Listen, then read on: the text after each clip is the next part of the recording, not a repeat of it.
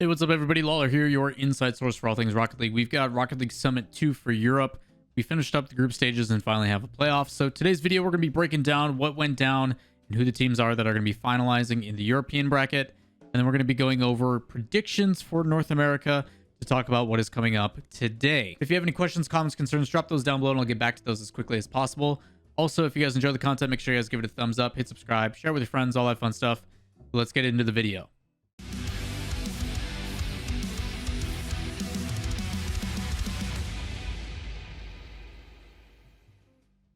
Before we get into the bracket breakdown and everything else, don't forget, for those that don't know, there's pretty much three cards that are essentially used in the RLCS or at the top tier. There's the Octane, the Fennec, and the Dominus. The Fennec is not something that you can get easily unless you go and purchase it from another third-party site, but if you'd like to pick up the Fennec, you can do so. It is available in the shop right now. This was put out in a tweet by Psyonix yesterday around 2 o'clock Central on the 18th, so you should have roughly 24 hours to do this based upon when this video comes out. You're not going to have too much time. So if you guys are just seeing this video, make sure you guys go check out the shop if you want to pick up a Fennec of your own. So yesterday was Friday the 18th, and we had 6 matches that went down in the European region for Beyond the Summit. Number 2 for Rocket League.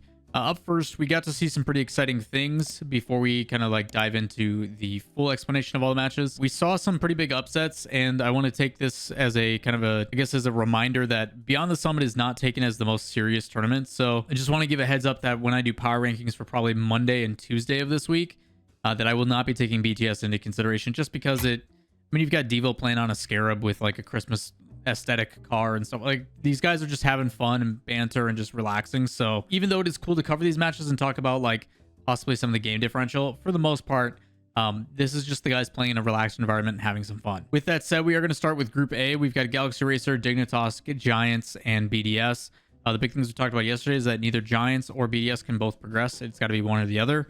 But we're going to start with the winners match, which is for seeding. We've got Galaxy Racer versus Dignitas going all the way to 7. For Galaxy Racer best Dignitas.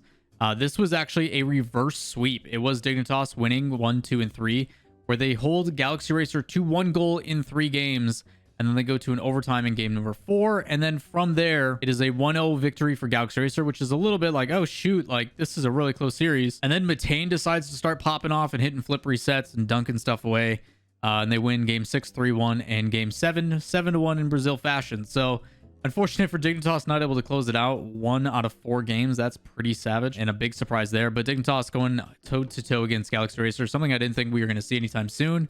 But it does look like, even though it doesn't really show, and the reverse sweep kind of kills everything and nullifies it, the fact that Dig is being somewhat competitive, I think Juries and apparently Jack are starting to figure out each other and how they want to play, and it's been looking pretty good. So they do end up dropping. They'll be playing in the seeding decider match in just a bit here. We then have the elimination match where it is BDS versus Giants, and it is very weird to see BDS lose 2 matches.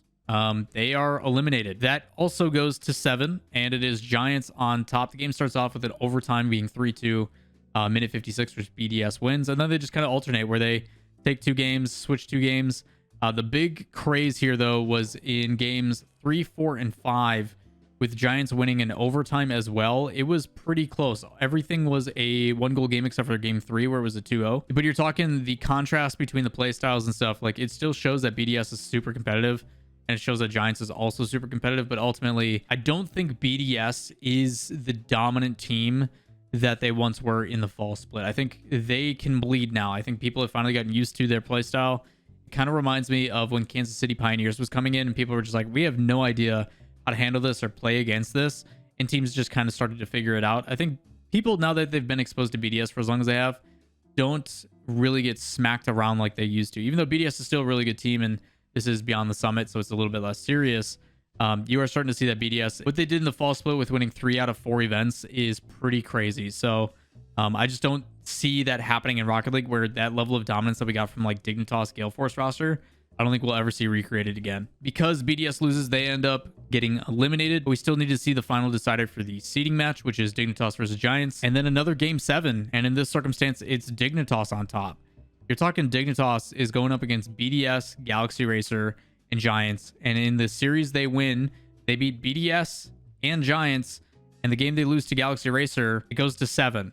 Like, I know this is meant to be more laid back and stuff, but for Dignitas to even stand a chance remotely, when in the past, like, these matches would be out of sight, out of mind, never given a chance whatsoever, is really exciting for Dignitas, the fact that they are trending in a really good direction. So as you can tell by the title, like, Dignitas finally starting to turn around, it looks like. I'm really excited to see where they progress, and a long form break should allow Panda to heal up a little bit, and a lot of positives from Dignitas. Power rankings are not getting any easier. This game, if you look at the stat line and the score line, is actually pretty crazy. Only 2 overtimes, but it was a lot of really close games. Dignitas's wins in game 3 and 4 were a little bit more sporadic and a little bit more spread out, but I think the most exciting thing is from the score line that I look at is that Dignitas is scoring, and they're scoring a lot.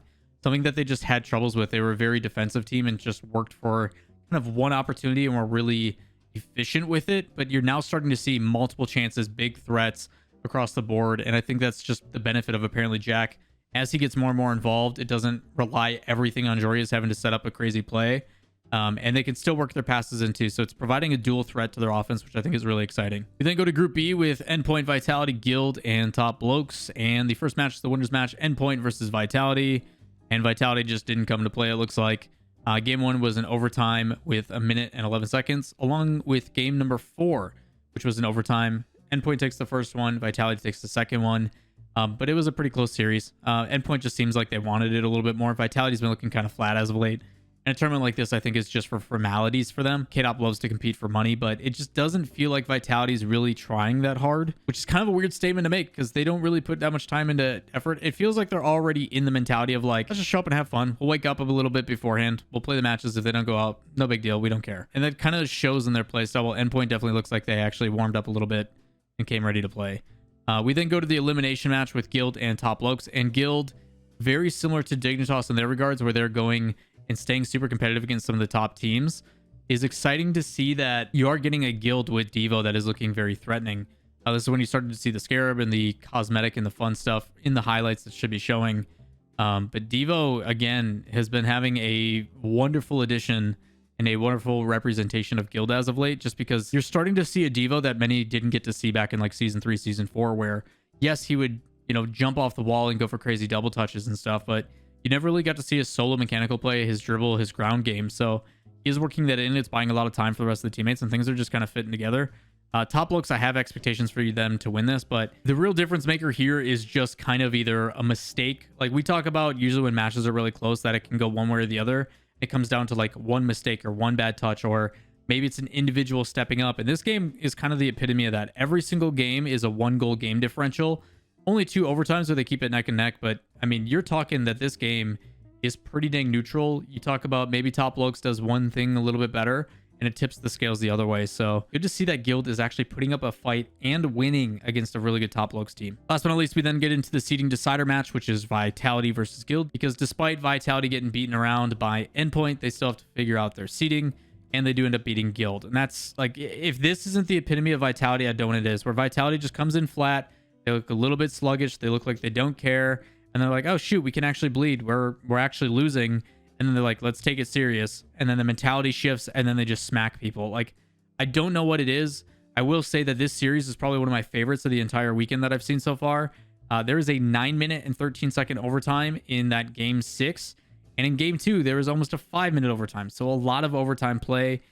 Guild was warmed up and ready to go. They put up a fight. It was really exciting. Most of these games are actually really, really close. There's a couple where like there's some garbage time goals towards the end, but ultimately this is a fun matchup. I think Vitality is a team that has the ability to kind of just handle anything you throw at them, whether it be ground game or super aggression. They do a really good job of handling that chaos, as we've stated before. But for Guild to kind of match up squarely against it in a team that is still kind of developing, I guess, theme to their play, I would say, is exciting to watch that Guild does put up a fight, because I know a lot of people would normally look at this matchup and be like, yeah, there's no chance in heck for Guild. So exciting stuff from Vitality. They are able to bounce back and get the high seeds. But without hesitating at all, let's take a look at the playoff bracket. We've got the winner semifinals where it's going to be starting. It's going to be Galaxy Racer versus Vitality, which I think is a fantastic match to start.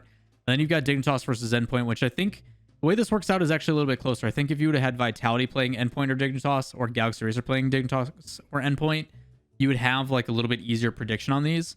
But looking at this, I could honestly see Galaxy Racer upsetting Vitality really early, and then Dignitas and getting kind of a rematch in that regard, or Vitality and Dignitas possibly. I think if you had the seeds a little bit different, but the fact that Galaxy Racer and Vitality are playing each other first round, I think makes things a little bit more interesting. Because the seeds being split. But that's what's unique about this broadcast, is it is a double elimination. So after those first matches, they do drop down to the waiting other two teams, Giants and Guild, who are going to have to battle all the way through the lowers. So a big advantage for teams, I think, in the double elimination, if they can make it to the uppers nowadays with how much they're playing, because these are going to be some pretty long days. Yeah, you're talking 8 best of 7s as I look at the format. So that's a long day for a lot of these teams that are going to be battling through that lower bracket. Yeah, some momentum. I mean, I honestly think, like, yes, Giants and Guild won't have a warm-up match, which kind of sucks. But you're talking, if you're one of those teams from that winner semifinal and you drop down, I don't know how Vitality is going to do, but I think Dignitas will beat Endpoint. You're talking Endpoint with a warm-up is going up against Guild, and if Guild wins that, you're talking they've got a couple matches. Like, that's actually not too bad. And if there's going to be a bracket reset, you got a potential 9th match. Like, these days are going to be long. Speaking of these days, though, we've also got to cover what's going on today for when you guys see this video. We've got North America. So if we take a look at the North American playoff bracket, we've got Space Station versus Rogue, Pittsburgh Knights versus Sonics, and the losers of those will then go down to play Alpine and United. Rogue has been playing exceptionally well. Obviously, they did have Corrupted G playing during groups, so that doesn't really help their circumstance. But if they do play at full strength, this could be a really exciting match. I think it's a statement match for Rogue, saying like, yes, I know that Space Station has been up and down. They've been playing pretty well as of late. This is our opportunity to show that we are also going to be competitive. I would love to see that first match of Space Station and Rogue go all the way to 7 and come down to the wire for some individual moves where, like, Typical or First Killer steps up and challenges it. As for PK and Sonics, both are trying to get back on trend.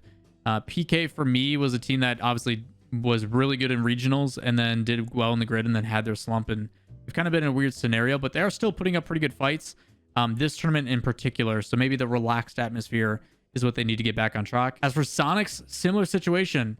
T. Carell, J. Russ, and Shock trying to find form. The longer they play together, the better. They went 2-0 in their group, so some positive things from them. It will be interesting to see on how it plays out, but hopefully there is no subs in the playoffs. This will be, again, going down on the 19th, Saturday. I most likely won't be able to watch these matches. I'm busy with a casting gig that I have with G2, so maybe you guys can catch me on over there. But yeah, there is some things that are going to be going down this weekend, so I probably won't be doing anything for like a Sunday video, but on Monday will most likely be a recap of both the playoffs with a lot of highlights and breakdowns and stuff. If I had to assume for North America, I think Space Station versus, honestly, Rogue probably in the grand final. One of those guys will drop lowers, and then we'll see how that plays out. For Europe, honestly, I think Vitality, if they drop to lowers, is going to make a pretty good run. Maybe like Vitality Giants in that loser final or something. Vitality beats GXR, GXR drops. I don't know. EU's hard. EU's really tough. For Europe, if I had to predict, probably maybe Vitality drops down low and then goes on a run. Otherwise, I really actually enjoy Giants versus maybe like Galaxy Racer, possibly. Maybe Galaxy Racer gets a new shot at the grand final and see if they can close it out this time with an upper bracket advantage. Because they've always had to make it through lowers and then they just get smacked. So it'll be interesting to see how the teams play out. There was also the Holiday Crew Day battle for Europe. The winner was ending up to be Virtuoso, Cole, and Ixo. And the second place was CJ, Arju, and Metzanaris, which is pretty credible considering CJ is playing on like 100+ ping. So pretty exciting stuff there. That is going to wrap it up for this recap and predictions. If you guys have any questions, comments, concerns, drop those down below. I will be doing probably a no video on Sunday, just because most of you guys don't watch them anyway on the weekends, just because the games are on, so you guys rather watch the games than the video. But Monday will most likely be a long form recap. Tuesday and Wednesday then will be power rankings for y'all. Then we've got a little bit of a lull, and hopefully I can work out some videos that are a little bit more unique. So stay tuned for that. If you guys want to know what those videos are going to be, make sure you guys hit subscribe, turn on notifications, that way you don't miss out on any of the latest Rocket League news. But that's going to wrap it up for me today. Hope you guys have a great rest of your night. We'll catch you next time. Peace.